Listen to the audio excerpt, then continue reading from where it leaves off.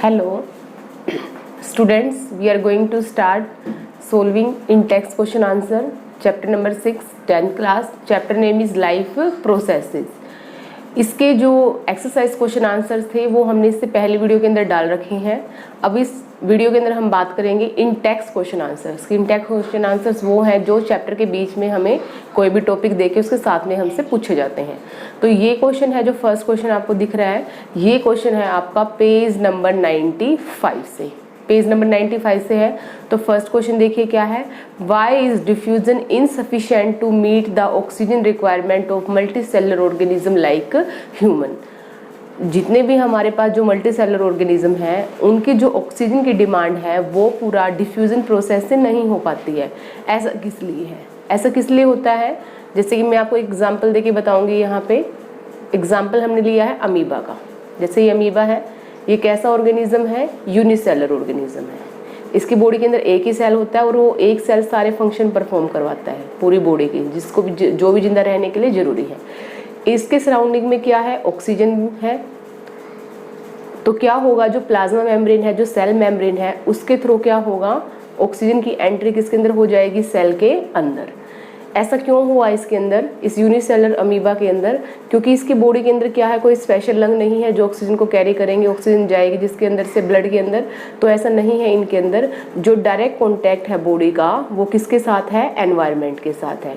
और एनवायरनमेंट से जो ऑक्सीजन की डिमांड है वो किस प्रोसेस से कंप्लीट हो जाती है? यहाँ पे सिंपल जो डिफ्यूजन प्रोसेस है, डिफ्यूजन प्रोसेस से ऑक्सीजन की रिक्वायरमेंट कंप्लीट हो जाएगी. और डिफ्यूजन में होता क्या है, जहाँ पे कंसंट्रेशन ज़्यादा है उससे वो किसकी तरफ चलना शुरू कर देता है? जहाँ पे कंसंट्रेशन क्या है? कम है. जैसे अगरबत्ती का एग्जांपल ले लें हम, तो उसकी खुशबू पूरे रूम में कैसे फैल जाती है? डिफ्यूजन प्रोसेस से. तो सेम अमीबा की बॉडी के अंदर क्या होता है, ऑक्सीजन सराउंडिंग में ज़्यादा है तो ऑक्सीजन सेल के अंदर चली जाएगी और सेल के अंदर CO2 जो बनेगी वो सेल से कहाँ आ जाएगी? बाहर. तो सिंपल डिफ्यूजन प्रोसेस क्यों है यहाँ पे? क्योंकि इनकी बॉडी का जो डायरेक्ट कॉन्टैक्ट है वो किसके साथ है? सराउंडिंग के साथ है, एनवायरनमेंट के साथ है. लेकिन मल्टीसेलुलर ऑर्गेनिज्म के अंदर ऐसा नहीं है. उनका जो कॉन्टैक्ट है हर एक सेल का वो डायरेक्ट सराउंडिंग एनवायरनमेंट के साथ नहीं है. तो यही लिखा हुआ है देखिए, in multicellular organism all the cells may not be in direct contact with the surrounding environment. Surrounding environment से डायरेक्ट कॉन्टैक्ट ना हो पाने की वजह से जो सिंपल डिफ्यूजन है वो हर एक सेल तक ऑक्सीजन की रिक्वायरमेंट पूरा नहीं कर पाएगा. इसलिए डिफ्यूजन प्रोसेस काफ़ी नहीं है ह्यूमंस के अंदर ऑक्सीजन की रिक्वायरमेंट को पूरा करने के लिए. हमारे अंदर कौन से हैं रेस्पिरेटरी ऑर्गन्स? हमारे लंग्स. उसके बाद देखिए second question, what criteria do we use to decide whether something is alive. आप कौन सा क्राइटेरिया यूज़ करेंगे कि पहचान करने के लिए कि कौन सी जो ऑब्जेक्ट है वो लिविंग है और कौन से जो ऑब्जेक्ट है वो लिविंग नहीं है? तो हमें पता ही है कि जितने भी लिविंग ऑर्गेनिज्म हैं उनके अंदर विजिबल मूवमेंट होती है. विजिबल मतलब हमें नजर आते हैं वो मूवमेंट करते हुए. जैसे वॉकिंग करते हुए नजर आएंगे, मूवमेंट है वो. ब्रीदिंग करते हुए, ब्रीदिंग मतलब सांस लेते हुए नजर आएंगे हमें. Growing is generally use to decide whether something is alive और नॉट. और जो लिविंग ऑर्गेनिज्म है उनकी बॉडी के अंदर क्या होगी? ग्रोथ होगी, साइज बॉडी का इंक्रीज होगा. However, living organism can also have movement which is not visible to naked eyes. लेकिन जो लिविंग ऑर्गेनिज्म के अंदर कुछ एक ऐसी मूवमेंट्स भी हैं जो हमें नेक्ड आई से नज़र नहीं आती. तो जिस भी लिविंग ऑर्गेनिज्म के अंदर इस तरह की मूवमेंट प्रेजेंट है उसको हम क्या बोलते हैं? डिसाइड करते हैं उस ऑर्गेनिज्म को, अगर वो मूवमेंट उसके अंदर है कि वो ऑर्गेनिज्म अलाइव है या फिर नहीं है. अगर मोलिकुलर मूवमेंट प्रेजेंट है तो अलाइव है, अगर नहीं है तो वो ऑब्जेक्ट अलाइव नहीं है. क्वेश्चन नंबर 3 देखिए क्या है. What are outside raw materials used for by an organism. कौन कौन से रॉ मटेरियल्स है जो यूज़ किए जाते हैं किसी भी ऑर्गेनिज्म के द्वारा? तो देखिए रॉ मटेरियल्स क्या है, जो बाहर से हम जो भी चीज़ें लेते हैं, जैसे प्लांट फोटोसिंथेसिस करते हैं तो प्लांट को किस चीज़ की ज़रूरत है? CO2 की ज़रूरत है, वाटर की ज़रूरत है. तो वो क्या है? उसके लिए रॉ मटेरियल है. तो इसी तरह जो ऑर्गेनिज्म है उनके लिए रॉ मटेरियल क्या है? तो यही बताया गया इस क्वेश्चन के अंदर. An organism used outside raw material mostly in the form of the food. जो बाहर से रॉ मटेरियल यूज़ करता है कोई भी ऑर्गेनिज्म वो किसकी फॉर्म में करता है? फूड की फॉर्म में करता है. Since life on the earth depend on carbon based molecule, most most of this food sources are also carbon based. तो जितनी भी लाइफ है हमारी अर्थ के ऊपर, उनके अंदर क्या प्रेजेंट होता है, जो भी हम फूड सोर्सेज खाते हैं, फूड सोर्सेज के अंदर क्या प्रेजेंट होता है, कार्बन प्रेजेंट होता है। जैसे कि हम एक ग्लूकोज का एग्जाम्पल ले, ग्लूकोज के अंदर क्या होगा, कार्बन प्रेजेंट होगा। शुगर का एग्जाम्पल ले, फ्रक्टोज का एग्जाम्पल ले, इन सभी के अंदर क्या प्रेजेंट होता है, कार्बन प्रेजेंट होता है। इसके अलावा कार्बन के अलावा और क्या है हमारा जो प्रेजेंट होगा फूड के अंदर, वो होगा oxygen.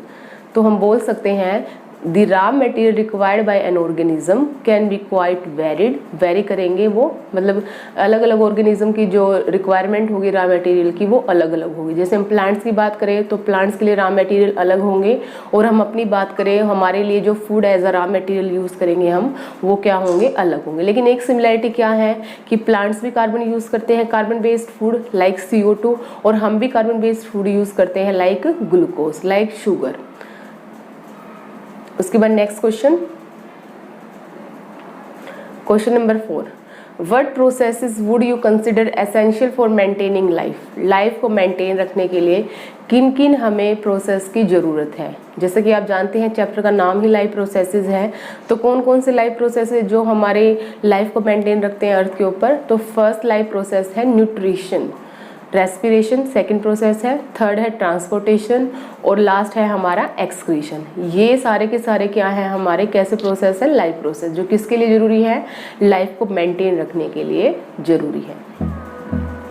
Next question page number 101 से देखिए क्वेश्चन क्या है। First question, what are the differences between autotrophic nutrition and heterotrophic nutrition. तो देखिए क्या है इसका आंसर। ऑटोट्रोपिक न्यूट्रिशन जैसे कि आप जानते ही हैं प्लांट्स के अंदर होता है, और हेटेरोट्रोपिक न्यूट्रिशन बाकी जितने भी एनिमल्स हैं हमारे अर्थ के ऊपर वो सभी किस तरह का न्यूट्रिशन परफॉर्म करते हैं, हेटेरोट्रोपिक। इसके अंदर हम भी आ गए और बाकी जितने भी लिविंग ऑर्गेनिज्म है वो सभी। तो डिफरेंस देखिए, जो फर्स्ट स्टेप है हमारा क्या है, food is synthesized from simple inorganic raw material such as CO2 and water. जो प्लांट्स अपना खाना प्रिपेयर करते हैं उसके लिए वो किसका यूज़ करते हैं, इनऑर्गेनिक रॉ मटेरियल। और कौन कौन से हैं वो इनऑर्गेनिक रॉ मटेरियल, एक तो है यहाँ पे कार्बन डाइऑक्साइड और दूसरा है यहाँ पे वाटर। और जो हेटेरोट्रोपिक न्यूट्रिशन है उसके अंदर क्या होगा, जो एनिमल्स हैं, जो ऑर्गेनिजम्स हैं, वो अपना खाना डायरेक्टली कहाँ से ले लेंगे, ऑटोट्रोप से, या फिर इनडायरेक्टली कहाँ से ले लेंगे, ऑटोट्रोप से। जैसे कि हम अपनी बात करें, हम हेटेरोट्रोप्स हैं तो हम अपना खाना डायरेक्ट कहाँ से ले सकते हैं, प्लांट से भी ले सकते हैं, और जो कि प्लांट के ऊपर डिपेंड होते हैं एनिमल्स, उनसे भी हम अपना खाना ले सकते हैं। The food is broken down with the help of the enzyme. और जो फूड का ब्रोकन डाउन होगा इन हेटेरोट्रोप्स के अंदर वो किसकी हेल्प से होगा, एंजाइम्स की हेल्प से होगा। जैसे कि हमने न्यूट्रिशन जो टॉपिक किया है उसके अंदर हमने बात की थी कि हमारे बॉडी के अंदर अलग अलग तरह के एंजाइम्स प्रेजेंट होते हैं, लाइपेज हो गया, माइलेज हो गया, पेप्सिन, ट्रिप्सिन। ये किस में हेल्प करते हैं, फूड के कॉम्पोनेंट्स को डाइजेशन में हेल्प करते हैं। सेकेंड पॉइंट देखिए, प्लांट्स के अंदर जो ऑटोट्रोपिक न्यूट्रिशन परफॉर्म करते हैं उनके अंदर होती है ग्रीन पिगमेंट, और ग्रीन पिगमेंट का नाम क्या है, क्लोरोफिल। क्या नाम है ग्रीन पिगमेंट का, क्लोरोफिल। लेकिन जो एनिमल्स होते हैं जो हेटेरोट्रोपिक न्यूट्रिशन परफॉर्म करते हैं, इनकी बॉडी के अंदर कोई पिगमेंट प्रेजेंट नहीं होती जो कि न्यूट्रिशन के लिए ज़रूरत हो, कोई पिगमेंट नहीं होगी। थर्ड देखिए इसके अंदर point, food is generally prepared during day time. जो प्लांट्स हैं वो अपना खाना किस टाइम प्रिपेयर करते हैं, डे टाइम में, क्योंकि नाइट टाइम में क्या होगा, सनलाइट नहीं होगी, और सनलाइट क्या है, एसेंशियल फैक्टर है फोटोसिंथेसिस करने के लिए। हेटेरोट्रोपिक न्यूट्रिशन में क्या होगा, food can be prepared at all time. किसी भी टाइम फूड को प्रिपेयर किया जा सकता है, दिन रात का कोई इसमें हम कोई टाइम फिक्स नहीं है कि इस टाइम पे हमारा यहाँ पे फोटोसिंथेसिस होगा, नहीं होगा, क्योंकि हेटेरोट्रोपिक न्यूट्रिशन को तो क्या करना है, डायरेक्ट ऑटोट्रोप से अपना खाना रिसीव करना है। फोर्थ पॉइंट, एग्जाम्पल दिए गए हैं इसमें ऑटोट्रोपिक न्यूट्रिशन जो शो करते हैं, जितने भी हमारे यहाँ पे ग्रीन प्लांट्स हैं और कुछ एक जो बैक्टीरिया हैं जो कि क्या करते हैं, ऑटोट्रोपिक न्यूट्रिशन शो करते हैं। और हेटेरोट्रोपिक न्यूट्रिशन के अंदर जितने भी हमारे एनिमल्स हैं और इसके अलावा जो फंगस हैं, ये सब कौन सा न्यूट्रिशन शो करेंगे, हेटेरोट्रोपिक न्यूट्रिशन। नेक्स्ट है question number 2, where do plant get each of the raw material required for photosynthesis. Plants को जो फोटोसिंथेसिस करनी है उसके लिए उनको कौन कौन से रॉ मटेरियल, जो कच्चे उनको सामग्री की जरूरत होगी वो क्या क्या होगी। तो रॉ मटेरियल देखिए क्या क्या है। सबसे पहले तो जैसे कि आप जानते ही होंगे प्लांट्स को किस चीज़ की ज़रूरत है, कार्बन डाइऑक्साइड की ज़रूरत है एज अ रॉ मटेरियल। इसके अलावा प्लांट्स को पानी की ज़रूरत है। पानी कहाँ से पूरा करेंगे वो अपने पानी की कमी को? प्लांट्स अपनी रूट से एब्जॉर्ब कर लेंगे, सोइल से। और जो सनलाइट है वो क्या कहाँ पे यूज़ की जाएगी? प्लांट्स खाना प्रिपेयर करने के लिए। और सनलाइट को एब्जॉर्ब कौन करता है प्लांट्स के अंदर? Chlorophyll pigment. कौन एब्जॉर्ब करता है प्लांट्स के अंदर सनलाइट को? Chlorophyll pigment. और जो CO2 की एंट्रेंस है प्लांट्स के अंदर वो किसके थ्रू होती है? Through the stomata. पोर्स होते हैं प्लांट की बॉडी के अंदर जो किसमें हेल्प करते हैं? एक्सचेंज ऑफ गैसेस में हेल्प करते हैं। क्वेश्चन नंबर नेक्स्ट थर्ड है क्वेश्चन ये, what is the role of the acid in our stomach? हमारे स्टमक के अंदर आपको पता ही है एसिड बनता है। एसिड का नाम क्या है? Hydrochloric acid. इसका काम क्या है, क्या फंक्शन परफॉर्म करता है? ये सबसे पहला काम इसका लिखा हुआ है कि ये किल्स करता है किसको? जर्म्स को, जो कि किसके साथ प्रेजेंट है, किसके साथ एंट्री करते हैं हमारी बॉडी के अंदर?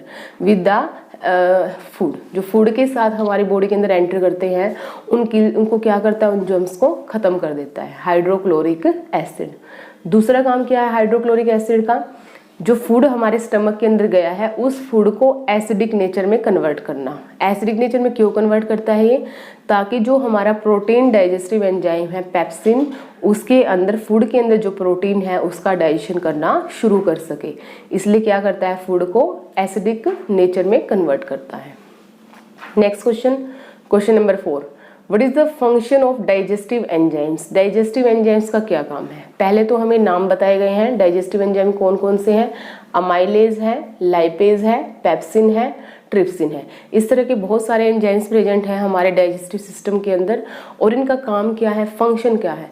जो हमने खाना खाया है वो कॉम्प्लेक्स फूड होगा और उसको किसके अंदर तोड़ना, ब्रेक डाउन करना, सिंपल फूड के अंदर। और जो सिंपल फूड इन्होंने बनाया है डाइजेशन के बाद, वो फूड डायरेक्टली कहाँ चला जाएगा, हमारे ब्लड के अंदर। और वो फिर ब्लड से कहाँ पहुँच जाएगा, बॉडी के हर एक सेल के पास, जहाँ पे हर एक सेल को किसकी ज़रूरत है, डाइजेस्टेड फूड की ज़रूरत है, ताकि वो वहाँ से क्या कर सके, एनर्जी गेन कर सके। Next question, question number 5, how is the small intestine design to absorb digested food. जो हमारे स्मॉल इंटेस्टाइन है वो किस तरह से डिज़ाइन है ताकि वो ज़्यादा से ज़्यादा डाइजेस्टेड फूड को एब्जॉर्ब कर सके। तो ऐसे कौन से स्ट्रक्चर हैं हमारे स्मॉल इंटेस्टाइन के अंदर जो डाइजेस्टेड फूड को एब्जॉर्ब करने में हेल्प करते हैं। उन स्पेशल स्ट्रक्चर को हम बोलते हैं विल्लाई। क्या बोला जाता है उन स्पेशल स्ट्रक्चर को, विल्लाई। और सिंगुलर क्या होता है इसका, विलस। ये एक तरह के फिंगर लाइक स्ट्रक्चर्स होते हैं और मिलियंस में प्रेजेंट होते हैं ये हमारे स्मॉल इंटेस्टाइन के अंदर। और इनका काम क्या है, डाइजेस्टेड फूड को एब्जॉर्ब करने के लिए जो एरिया होगा उसको क्या कर देना, इंक्रीज कर देना। और जैसे ही हमारा डाइजेस्टेड फूड विलाई के थ्रू विलस के पास जाएगा, विलाई हमारी किससे कनेक्टेड होती हैं, हमारी ब्लड वेसल से, ब्लड कैपिलरीज से। तो डायरेक्ट वो खाना वहाँ से कहाँ ट्रांसफ़र कर दिया जाएगा, ब्लड के अंदर। और ब्लड क्या करेगा, फिर उस खाने को जो डाइजेस्टेड फूड एब्जॉर्ब हुआ है फिर उसको कहाँ भेज देगा, ब्लड कहाँ भेज देगा उसको, पूरी बॉडी के सेल्स के पास, ताकि सेल्स उसको यूज कर सके। नेक्स्ट क्वेश्चन, पेज नंबर 105 से है ये क्वेश्चन। क्वेश्चन देखिए क्या है, what advantage over an aquatic organism does a terrestrial organism have with regard to obtaining oxygen for respiration.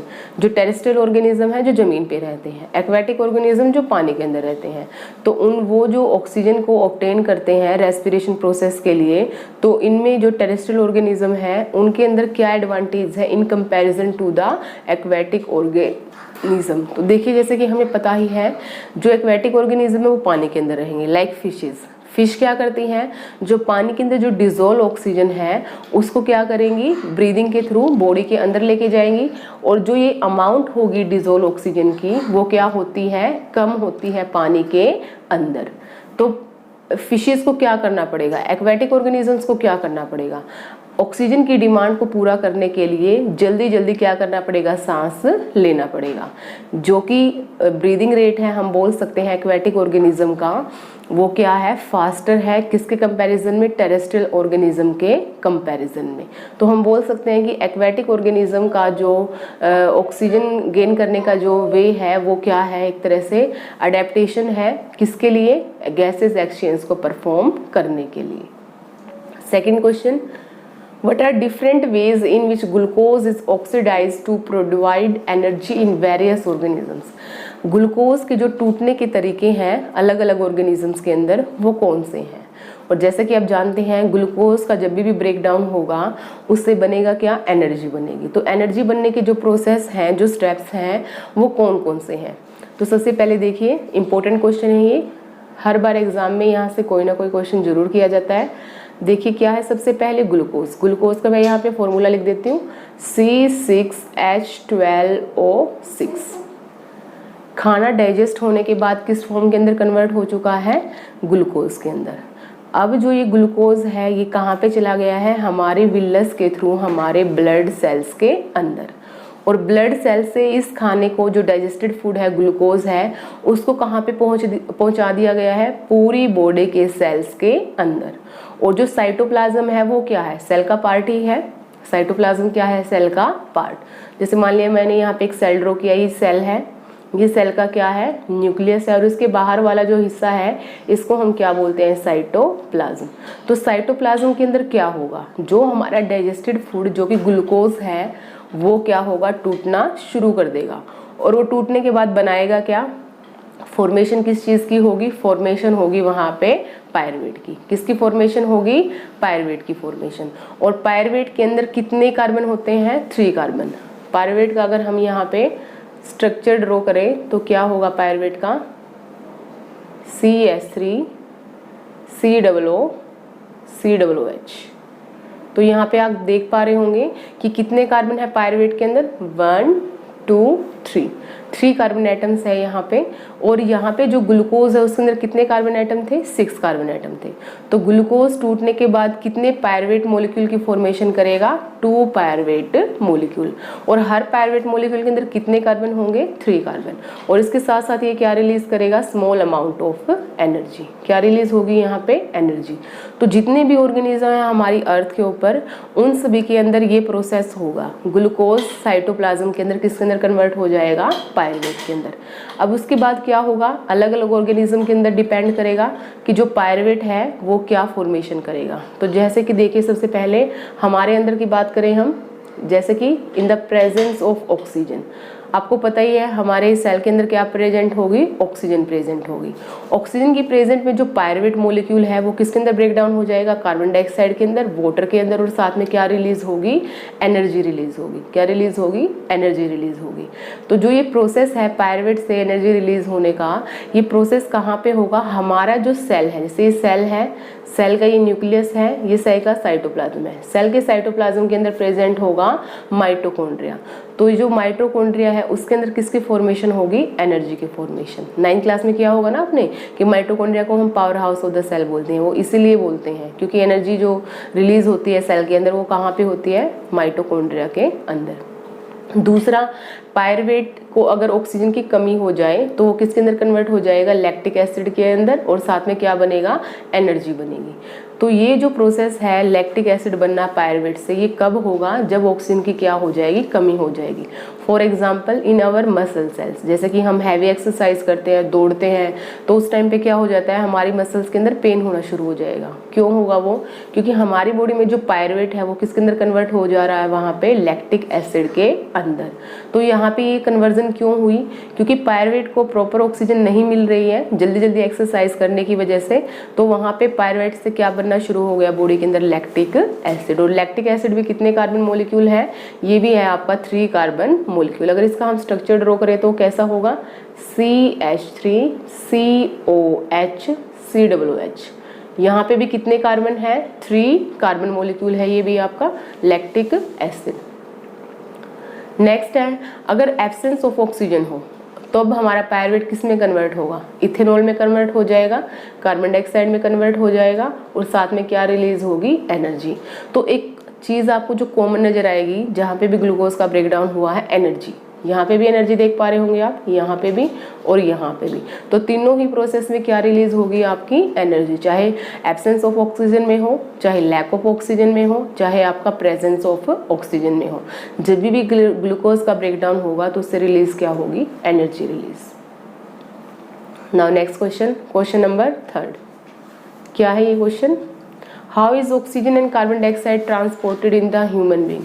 Human being के अंदर जो ऑक्सीजन और कार्बन डाइऑक्साइड का जो ट्रांसपोर्टेशन है वो कैसे होगा, मतलब ऑक्सीजन पूरी बॉडी के सेल्स तक कैसे जाएगी और कार्बन डाइऑक्साइड लंग्स तक कैसे वापस आएगी। तो देखिए कौन करता है ये ट्रांसपोर्टेशन, हीमोग्लोबिन करता है ये ट्रांसपोर्टेशन, क्योंकि हीमोग्लोबिन क्या है, एक रेस्पिरेटरी पिगमेंट है जो किसमें हेल्प करती है, रेस्पिरेशन के अंदर। तो काम क्या है हीमोग्लोबिन का, ट्रांसपोर्ट करवाना, किसका ट्रांसपोर्ट, ऑक्सीजन का ट्रांसपोर्ट। कहाँ पे ट्रांसपोर्ट करवाएगी वो, पूरी बॉडी के सेल्स के अंदर, ताकि सेल्स वहाँ से क्या कर सके, एनर्जी गेन कर सके, फूड को ऑक्सीडाइज कर सके। Haemoglobin present in the blood get attach to the oxygen molecule that are obtain from breathing. जो हमारी हीमोग्लोबिन है पिगमेंट जो ब्लड के अंदर प्रेजेंट है, जैसे ही उसके पास क्या जाएगी, ऑक्सीजन जाएगी, तो वो ऑक्सीजन के साथ क्या हो जाएगी, जुड़ जाएगी, बॉन्डिंग कर लेगी। और ऑक्सीजन और हीमोग्लोबिन जुड़ने के बाद क्या बनता है, ऑक्सी हीमोग्लोबिन। तो हम बोल सकते हैं ब्लड से जब ऑक्सीजन जुड़ती है तो उस ब्लड को हम बोलते हैं ऑक्सीजनेटेड ब्लड। और जो ऑक्सीजनेटेड ब्लड है वो डिस्ट्रीब्यूट कर दिया जाएगा बॉडी के हर एक सेल तक। और ये काम करता कौन है, ये पंपिंग करता कौन है, जो हर एक सेल तक ब्लड को भेजेगा, ये काम करता है हमारा heart. After giving away O2 to the body cells, blood takes CO2 which is end product of the cellular respiration। और जैसे ही बॉडी सेल को ऑक्सीजन सप्लाई की है ब्लड ने, वैसे ही वो साथ में क्या ले लेगा वहाँ से CO2, क्योंकि CO2 की कंसंट्रेशन हमारे बॉडी के सेल्स के अंदर क्या हो जाएगी, इंक्रीज हो जाएगी, क्योंकि सेल क्या करेंगे, वर्किंग करेंगे। और जिसकी वजह से वहाँ पे किसकी कमी हो जाएगी, ऑक्सीजन की। और क्या एक्सेस में बन जाएगा वहाँ पे, carbon dioxide. Since hemoglobin pigment has less affinity for CO2, CO2 is mainly transported in the dissolved form। हमारी जो हीमोग्लोबिन पिगमेंट है उसकी जो कंबाइनिंग कैपेसिटी है वो ऑक्सीजन से ज़्यादा है, CO2 से कम है। इसलिए हमारा जो CO2 है जो ट्रांसपोर्ट होगा बॉडी के अंदर, वो किस फॉर्म के अंदर होता है, डिसॉल्व फॉर्म के अंदर। The deoxygenated blood gives CO2 to the lung alveoli and take O2 in return। तो जो deoxygenated blood है लंग्स के पास जो एल्वियोलाई है उनके अंदर जाके CO2 को दे देगा और वहाँ से क्या ले लेगा, रिटर्न में ऑक्सीजन। और फिर से ये प्रोसेस क्या हो जाएगा, बॉडी के अंदर दोबारा शुरू हो जाएगा। Next question, question number 4, How are lungs designed in human beings to maximize the area for exchange of gases। जो ह्यूमन बींग्स के जो लंग्स हैं उनका जो डिज़ाइन है वो इस तरह से किया गया है कि वो ज़्यादा से ज़्यादा एक्सचेंज ऑफ गैसेस कर सके। तो ऐसा क्या है हमारे लंग्स के अंदर कि ज़्यादा से ज़्यादा एक्सचेंज ऑफ गैसेस में हेल्प करता है। तो हमारे लंग्स के अंदर क्या प्रेजेंट होती हैं, एल्वियोलाई। और एल्वियोलाई होते क्या हैं, ये एक तरह के छोटे से बैलून लाइक स्ट्रक्चर है जिनके अंदर क्या फिल रहती है, एयर फिल रहेगी। और ये किससे कनेक्टेड रहते हैं, ब्लड कैपिलरीज के साथ। किससे कनेक्टेड होंगे ये, ब्लड कैपिलरीज के साथ। और जो हमारे लंग्स हैं उसके अंदर कितने अप्रोक्सली एल्वियोलाई प्रेजेंट होती हैं, 300 से लेकर 350 मिलियन एल्वियोलाई एक लंग के अंदर। और अगर हम दोनों लंग की बात करें तो अप्रोक्स 700 एल्वियोलाई प्रेजेंट होंगी हमारे दोनों लंग्स के अंदर। और काम क्या है एल्वियोलाई का, सरफेस एरिया बढ़ा देना ताकि जो एक्सचेंज होगा O2 का और CO2 का रेस्पिरेशन के लिए वो क्या हो सके, ज़्यादा से ज़्यादा। तो ये है हमारा जो लंग्स के अंदर जो डिज़ाइन है उसको क्या बोला गया है, एल्वियोलाई। इससे पहले जो एक्सरसाइज क्वेश्चन आंसर्स है हमने वहाँ पे इसका डायग्राम भी डिटेल में बात किया था कि एल्वियोलाई क्या है, कैसे ये एक्सचेंज ऑफ गैसेस को हेल्प करते हैं। नेक्स्ट क्वेश्चन आपका पेज नंबर 110 से, What are the components of the transport system in the human being? What are the functions of these component? जो ट्रांसपोर्टेशन चलता है हमारी बॉडी के अंदर, ह्यूमन बींग्स के अंदर, उसके कंपोनेंट क्या है, मतलब ट्रांसपोर्टेशन में हेल्प कौन कौन करवाता है हमारी बॉडी के अंदर। तो हमारी बॉडी के अंदर जो मेन ट्रांसपोर्टिंग ऑर्गन्स है वो कौन कौन है, हमारा हार्ट है, उसके बाद ब्लड है, और दूसरा क्या है, क्या आपकी ब्लड वेसल्स। तो पहले हम बात करेंगे हार्ट, क्या काम करता है हार्ट, फिर ब्लड क्या काम करता है, ब्लड वेसल्स कौन कौन सी होती हैं और क्या इनका फंक्शन है। तो पहले देखिए हार्ट की बात करेंगे हम। हार्ट का काम क्या है, पंप करना, किसको, ऑक्सीजनेटेड ब्लड को। कहाँ पे पंप करना, कहाँ पे भेजना ऑक्सीजनेटेड ब्लड को, पूरी बॉडी के अंदर। और दूसरा काम क्या करता है, रिसीव करता है ये डीऑक्सीजनेटेड ब्लड को, कहाँ से, पूरी बॉडी के पार्ट से, और उसको कहाँ पे भेज देता है प्योर होने के लिए, लंग्स के पास। क्योंकि आपको पता ही होगा लंग्स के अंदर क्या है, ऑक्सीजन, और ब्लड को अगर प्योर करना है तो उसके अंदर क्या डालना है, ऑक्सीजन डालना है। तो आप बोल सकते हो हार्ट का काम क्या है, पंपिंग करना, किसको, ब्लड को। उसके बाद नेक्स्ट आपका ब्लड को हम क्या बोलते हैं, कनेक्टिव टिश्यू है और लिक्विड फॉर्म में है ये, फ्लूइड बोल सकते हैं इसको हम, फ्लूइड कनेक्टिव टिश्यू। इसका काम क्या है, ट्रांसपोर्टेशन करना। किसका ट्रांसपोर्टेशन, वाटर का ट्रांसपोर्टेशन, CO2 का ट्रांसपोर्टेशन, ऑक्सीजन का ट्रांसपोर्टेशन, डाइजेस्टेड फूड का ट्रांसपोर्टेशन, नाइट्रोजिनस वेस्ट का ट्रांसपोर्टेशन। हर एक तरह का जो भी हमारा बॉडी के अंदर जो सिस्टम है उसके अंदर से जो भी चीज़ लेनी है या फिर उसको जो भी चीज़ें प्रोवाइड करनी है, जैसे CO2 है, O2 है, तो ट्रांसपोर्टेशन का सिस्टम का काम कौन करेगा, हमारी बॉडी के अंदर हमारा ब्लड। उसके बाद है ब्लड वेसल्स। ब्लड वेसल्स 3 तरह की होती है, आर्टरीज, वेन और कैपिलरीज। इनका काम क्या है, बॉडी के अंदर जो हमारा डीऑक्सीजनेटेड ब्लड है ऑर्गन से लेकर हार्ट को पहुंचाना, और हार्ट के अंदर जो ऑक्सीजनेटेड ब्लड है उसको फिर पूरी बॉडी के सेल्स तक पहुंचाना। तो ये काम किसका है, हमारी ब्लड वेसल्स का। आर्टरीज के अंदर कैसा ब्लड फ्लो करता है, प्योर ब्लड, और वेन्स के अंदर कैसा ब्लड फ्लो करेगा, इम्प्योर ब्लड। इम्प्योर का मतलब क्या है, deoxygenated blood. Next question, Why is it necessary to separate oxygenated and deoxygenated blood in mammals and birds? Mammals और birds के अंदर oxygenated blood को deoxygenated blood को separate रखना क्या है, जरूरी है। ऐसा क्यों है, आप जानते होंगे हमारे अंदर और जो बर्ड्स हैं उनके अंदर क्या होता है, जो हार्ट है वो कितने चैम्बर होता है, 4 चैम्बर। 4 चैम्बर क्यों होता है, ताकि ऑक्सीजनेटेड ब्लड को डीऑक्सीजनेटेड ब्लड से क्या रखा जा सके, अलग रखा जा सके। ऐसा क्यों है, क्यों किया जाता है अलग, अब देखिए क्या है इसका आंसर। हम हैं वार्म ब्लडेड एनिमल्स, और साथ में जो एव्स हैं, जो बर्ड्स हैं, वो भी कैसे एनिमल्स हैं, वार्म ब्लडेड एनिमल्स। तो जो वार्म ब्लडेड एनिमल्स होते हैं उनके अंदर जो बॉडी का टेम्परेचर होता है वो क्या होता है, कांस्टेंट रहता है। जैसे कि हमारा जो बॉडी टेम्परेचर है वो कितना है, 37 डिग्री सेल्सियस। चाहे कितनी भी गर्मी हो जाए बाहर, चाहे कितनी भी ठंडी हो जाए बाहर, दोनों ही सिचुएशन में हमारे बॉडी का टेम्परेचर कितना मेंटेन रहना चाहिए, 37 डिग्री सेल्सियस। और ये टेम्परेचर मेंटेन करने के लिए हमारे बॉडी को किसकी जरूरत पड़ती है, एनर्जी की जरूरत पड़ती है। और एनर्जी आती कब है हमारे बॉडी के अंदर, जब हमारे बॉडी के सेल्स के पास क्या पहुंचती है, ऑक्सीजन पहुंचती है। ऑक्सीजन की जरूरत है ना हमारी बॉडी के सेल्स को एनर्जी को रिलीज करवाने के लिए, रेस्पिरेशन परफॉर्म करवाने के लिए। तो इसलिए क्या है, हमारी बॉडी का जो टेम्परेचर मेंटेन रखने के लिए जो एनर्जी की जरूरत की है हमें, इसकी वजह से क्या किया जाता है, हमारी बॉडी के अंदर हार्ट को 4 चैम्बर्स में डिवाइड कर दिया गया है, जिसकी वजह से ऑक्सीजनेटेड ब्लड और जो डीऑक्सीजनेटेड ब्लड है वो क्या रहेगा, एक दूसरे से अलग रहेगा। जैसे ही हमें ऑक्सीजन की जरूरत होगी वैसे ही हमारी बॉडी को क्या मिल जाएगी, ऑक्सीजन मिल जाएगी। अलग करने का सिस्टम हमारी बॉडी के अंदर नहीं है कि ऑक्सीजनेटेड और डीऑक्सीजनेटेड मिक्स हो जाए और फिर कैसे उसको अलग किया जाए। तो हम बोल सकते हैं कि जो हमारा सर्कुलेटरी सिस्टम है वो ज़्यादा एफिशिएंट है किसके कंपैरिजन में, दूसरे लिविंग ऑर्गेनिज्म के कंपैरिजन में।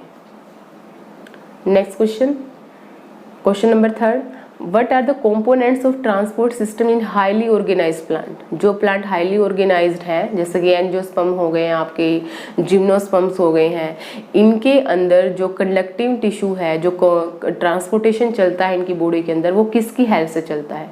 तो आप याद रखेंगे 2 वस्कुलर टिश्यूज प्रेजेंट होते हैं प्लांट्स के अंदर, क्या क्या नाम है, जाइलम एंड फ्लोएम। जाइलम किसका कंडक्शन करवाता है, वाटर का और मिनरल्स का। कहाँ से, सोइल के अंदर जो वाटर है उसको एब्जॉर्ब कर लेगा रूट के थ्रू, और कहाँ पे पहुंचा दिया जाएगा फिर उस पानी को, पूरी प्लांट की बॉडी के अंदर। और फ्लोएम किसका ट्रांसपोर्टेशन करता है, फूड मटेरियल्स का, एमिनो एसिड का, नाइट्रोजन का, और उस फूड को कहाँ पे ट्रांसपोर्ट कर दिया जाएगा, पूरी प्लांट बॉडी के अंदर।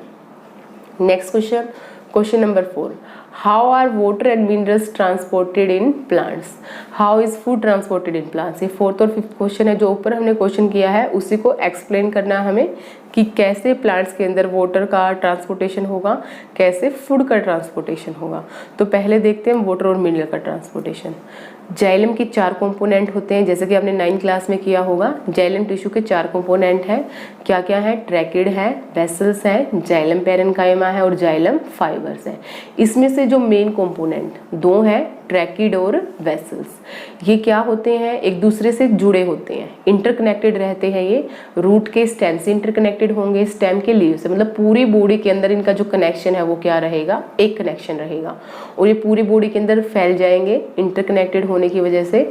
और जब भी क्या होगा, ट्रांसपीरेशन होगा। ट्रांसपीरेशन आपको पता ही होगा क्या होता है, जब पानी का लॉस होगा लीव्स के थ्रू, स्टोमेटास के थ्रू एनवायरनमेंट के अंदर, तो उस पानी के लॉस की वजह से एक तरह का सक्शन पुल क्रिएट होगा, जिसकी वजह से पानी को क्या करना पड़ेगा, ऊपर की तरफ मूव करना पड़ेगा।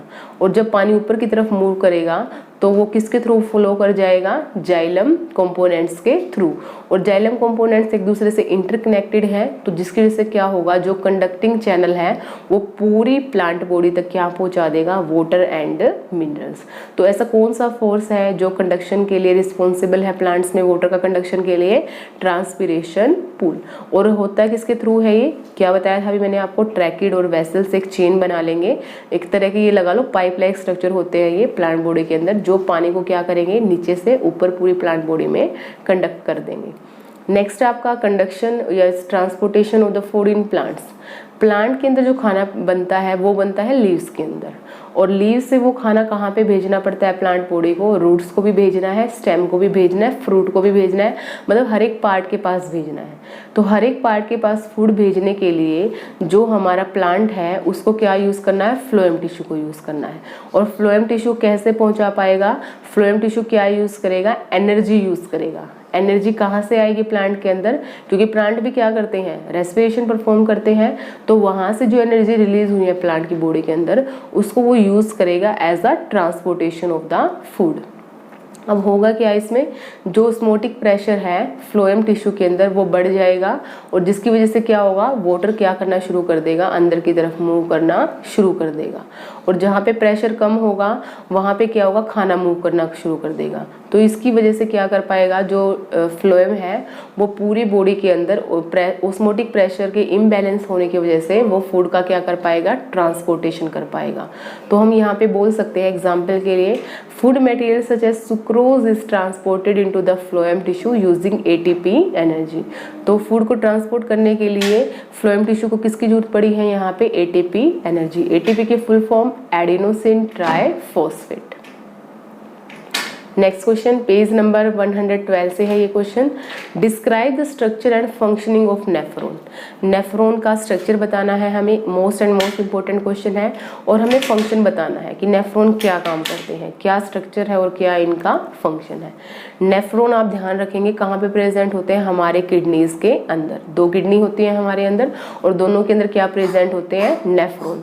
तो हम बोल सकते हैं एक तरह की बेसिक फिल्टरिंग यूनिट है किडनी के अंदर, क्योंकि जो भी हमारे बॉडी के अंदर जो वेस्ट है वो कहाँ पे पहुँच जाएगा, किडनी के अंदर पहुँचेगा। और नेफ्रॉन क्या करेंगे, उस वेस्ट को जो भी हमारा ब्लड है उससे क्या कर देंगे, सेपरेट कर देंगे। एक तरह से जो फिल्ट्रेशन है किडनी के अंदर वो करता कौन है, nephron. Each kidney possesses large number of nephron, और ये नहीं है कि एक एक नेफ्रॉन होगा हमारी किडनी के अंदर, बहुत सारे नेफ्रॉन्स होते हैं, अप्रोक्सीमेटली मिलियंस में नेफ्रॉन होते हैं हमारे किडनी के अंदर। एक किडनी के अंदर 1 से 1.5 मिलियन नेफ्रॉन प्रेजेंट होंगे एक सिंगल किडनी के अंदर। The main components of nephron, nephron के जो मेन कंपोनेंट्स है, जो इसका स्ट्रक्चर है उसके अंदर क्या क्या होगा, glomerulus, Bowman's capsule and a long renal tubule. क्या क्या नाम बताया मैंने आपको, एक तो बताया यहाँ पे ग्लोमेरुलस, बाउमेंस कैप्सूल, और तीसरा क्या बताया आपको, लॉन्ग रीनल ट्यूब्यूल। मतलब एक ट्यूब होती है, एक लंबी ट्यूब होगी, इसका नाम क्या है, रीनल। रीनल वर्ड होता है आपका किडनी से रिलेटेड, रीनल फेल्योर बोल देंगे जैसे हम, तो इसका मतलब किडनी फेल हो गई है। तो रीनल वर्ड किसके लिए यूज करते हैं हम, किडनी के लिए। अब देखिए इसके स्ट्रक्चर को, यहाँ पे आपको बाउमेन कैप्सूल नजर आ रहा है ये, और बाउमेन कैप्सूल के अंदर क्या है, ग्लोमेरुलस। ये जो बाहर आपको जो इस तरह से कप शेप स्ट्रक्चर नजर आ रहा है, इस कप शेप स्ट्रक्चर को हम क्या बोलते हैं, बाउमेन कैप्सूल, ये नाम। और जो इसके अंदर जो हमारे ब्लड वेसल्स हैं उसको हम क्या बोलते हैं, ग्लोमेरुलस। और इसके बाद जो आपका ये आपको जो लॉन्ग पाइप लाइक स्ट्रक्चर नजर आ रहा है, इस पूरे पाइप लाइक स्ट्रक्चर को हम क्या बोलते हैं, रीनल ट्यूब्यूल। और जो एंट्री होती है डीऑक्सीजनेटेड ब्लड की, मतलब जो नाइट्रोजनस वेस्ट कैरी ब्लड की, वो एंट्री कौन करवाता है किडनी के अंदर, उसका नाम क्या है, रीनल आर्टरी। मतलब जो इम्प्योर ब्लड है वो किडनी के अंदर कौन लेके जाएगा, रीनल आर्टरी लेके जाएगी। और जो आपको ये ब्लू कलर की यहाँ पे जो स्ट्रक्चर नज़र आ रहा है, इस ब्लू कलर के स्ट्रक्चर को हम क्या बोलते हैं, ये है एक तरह से हमारी ब्लड कैपिलरी, जो किसके साथ कनेक्टेड है, ये इनका कनेक्शन है हमारी रीनल ट्यूब्यूल के साथ। ये लिखा हुआ ना tubular part of the nephron, ये पूरा ट्यूब लाइक स्ट्रक्चर है ये यहाँ पे जो हमें नज़र आ रहा है। और लास्ट में होगा हमारा यहाँ पे कलेक्टिंग डक्ट। कलेक्टिंग डक्ट के अंदर क्या होगा, जितना भी वेस्ट है हमारा, जो भी किडनी ने अलग किया है, नेफ्रॉन ने जो अलग किया है, वो सारा कहाँ पे कलेक्ट हो जाएगा, कलेक्टिंग डक्ट के अंदर। और कलेक्टिंग डक्ट से वो कहाँ भेज दिया जाएगा, यूरिनरी ब्लैडर के थ्रू होते हुए, यूरिथ्रा के थ्रू होते हुए बॉडी से बाहर। हम यूरिन पास करते हैं तो उसमें होता है क्या, सारा नाइट्रोजनस वेस्ट। अब देखिए इसका जो स्ट्रक्चर है उसके एक्सप्लेनेशन के साथ फंक्शनिंग भी बताया गया है। सबसे पहले है फंक्शनिंग ऑफ नेफ्रॉन। फंक्शनिंग मतलब नेफ्रॉन काम कैसे करता है, blood enter the kidney through the renal artery. जैसे कि हम ऊपर बात कर चुके हैं, जो किडनी के अंदर जो ब्लड एंटर करता है वो किसके थ्रू करता है, रीनल आर्टरी के थ्रू करता है, विच ब्रांचेज इनटू मैनी कैपिलरीज। और जो रीनल आर्टरी है वो छोटे छोटे कैपिलरीज के अंदर टूट जाएगी और वो किसके साथ जुड़ जाएगी, वो रीनल जो कैपिलरीज बनी है वो किसके साथ जुड़ेंगी, associated with glomerulus. The water and solutes are transferred to the nephron at Bowman's capsule। जो वाटर और सोल्यूट का ट्रांसपोर्टेशन होगा नेफ्रॉन के पास, वो कहाँ पे होगा, नेफ्रॉन के किस हिस्से के अंदर होगा, बोमैन कैप्सूल के अंदर। बोमैन कैप्सूल मैंने क्या बताया था आपको, एक कप लाइक स्ट्रक्चर होता है इस तरह से, ये कप लाइक स्ट्रक्चर है, ये क्या है, बोमैन कैप्सूल। और जहाँ यहाँ पे हमारी कैपिलरीज है, इसको हम, इस वाले हिस्से को हम क्या बोलेंगे, ग्लोमेरुलस। नेक्स्ट देखिए, in the proximal tubule some substances like amino acid, glucose and salts are selectively reabsorbed and unwanted molecules are added in the urine. हमारे ट्यूब्यूल के अंदर क्या होगा, ट्यूब्यूल के अंदर जो भी हमारे काम की चीज़ें हैं, एमिनो एसिड हैं, ग्लूकोज है, सोल्ट्स हैं, वो रीअब्सॉर्ब कर लिए जाएंगे और जो हमारी बॉडी के लिए वेस्ट है उसको यूरिन के अंदर ऐड कर दिया जाएगा। The filtrate then move down into the loop of Henle where wore water is absorb. जो फिल्ट्रेट है हमारा वो कहाँ पे मूव करेगा, लूप ऑफ हेनले के अंदर मूव करेगा और जहाँ से वाटर है अगर जो एक्स्ट्रा हमारे यूरिन के अंदर, उससे उसको एब्सॉर्ब कर लिया जाएगा। और फाइनली जो हमारा फिल्ट्रेट है जिसके अंदर नाइट्रोजनस वेस्ट है वो कहाँ पे पहुंच जाएगा, कलेक्टिंग डक्ट के अंदर। और ये कलेक्टिंग डक्ट किससे जुड़ी होती है, बहुत सारे नेफ्रॉन से जुड़ी होती है। Urine formed in each kidney enters a long tube called ureter. जो हमारी यूरिन बनता है हमारी किडनी के अंदर, उसको कहाँ पे भेज दिया जाएगा, यूरेटर। देखिए जैसे क्या है, हमारा एक्सक्रीटरी सिस्टम में ये किडनी है, ये किससे जुड़ी होते हैं, ये है यूरेटर। ये जो पाइप लाइक स्ट्रक्चर नजर आ रहा है, नीचे वाले हिस्से को हम बोलते हैं यूरिनरी ब्लैडर और लास्ट में यहाँ पे एक ओपनिंग होती है, उसको हम बोलते हैं यूरिथ्रा। तो जो वेस्ट होगा किडनी के अंदर, ये नेफ्रॉन्स प्रेजेंट होंगे, ये काम करेंगे फिल्ट्रेशन का, और ये जो भी इनके पास फिल्ट्रेट आएगा उसको कहाँ पे भेज देंगे, यूरेटर के अंदर। तो ये था हमारा फंक्शनिंग किसकी, किडनीज की, किडनी के अंदर जो नेफ्रॉन है। Second question, what are the methods use by plants to get rid of excretory products. जो प्लांट के अंदर जो वेस्ट प्रोडक्ट बनते हैं उनको प्लांट कैसे बाहर निकालते हैं प्लांट बॉडी से। तो देखिए क्या है answer, plant use completely different strategies for excretion than those of the animals. Animals के कंपैरिजन में जो प्लांट्स होते हैं वो अलग अलग तरीके अपनाते हैं एक्सक्रीशन करने के लिए। तो सबसे पहला तरीका क्या है, अगर प्लांट की बॉडी के अंदर पानी ज़्यादा हो गया है तो उस पानी को बाहर निकालने के लिए कौन सा तरीका अपनाएगा प्लांट, ट्रांसपीरेशन। कौन सा वे अपनाएगा प्लांट, ट्रांसपीरेशन।